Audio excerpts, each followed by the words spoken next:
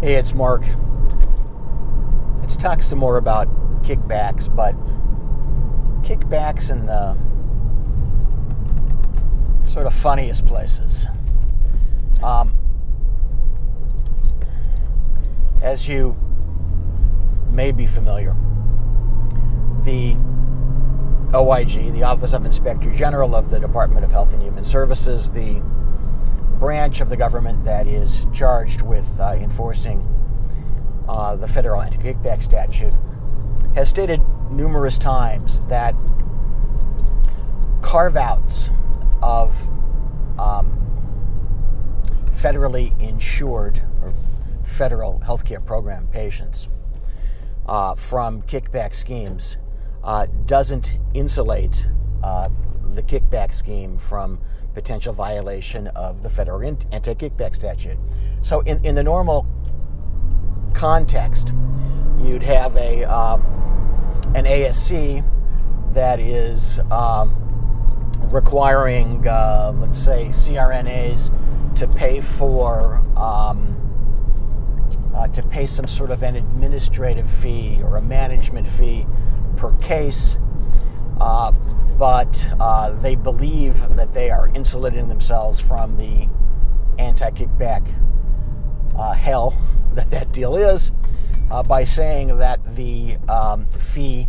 doesn't apply to any Medicare or Medicaid or TRICARE or whatever other federal healthcare program patient might come through the door. So they think they have carved out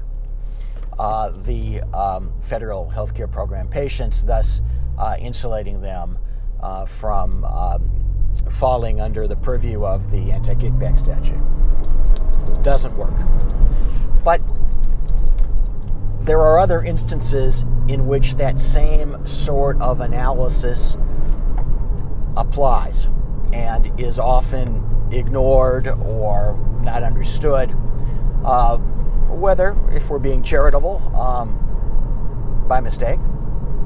or whether we're being probably more realistic with our eyes open on purpose and in a slightly more devious fashion.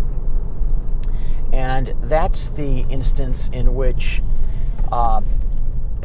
a physician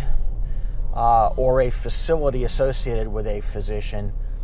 who makes referrals demands some incentive for private pay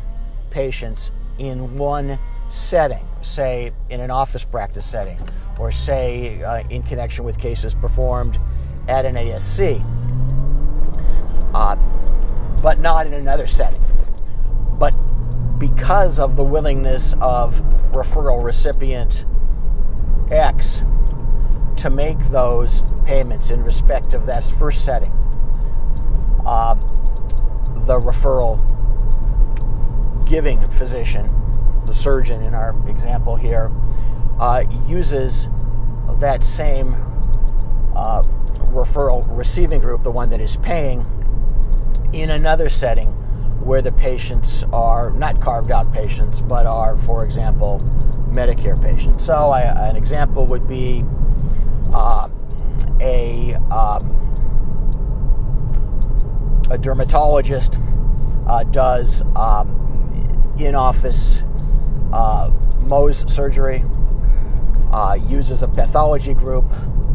requires the pathology group to pay some sort of a management fee in connection with the cases that are done in office in respect of cash pay patients only, or even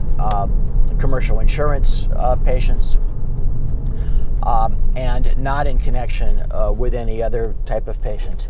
But then when at another facility at which there are, say, competing pathologists providing services, directs all of his or her cases to that pathologist or to that pathologist group. So there's not a straight line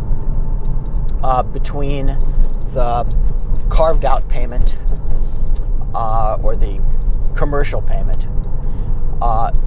directly back to the referral of cases that are Medicare cases, but there's a dash line. But that dash line, it doesn't make any difference if the line is dashed. These are very questionable practices and more than likely violations of the anti-kickback statute. So, number one, you don't want to fall into that trap. And number two, if you are in that trap, think quickly about how to get out of it, and whether this has put you in the position of having to make a refund to the federal government in connection with any billings that were tied to cases that violated the AKS.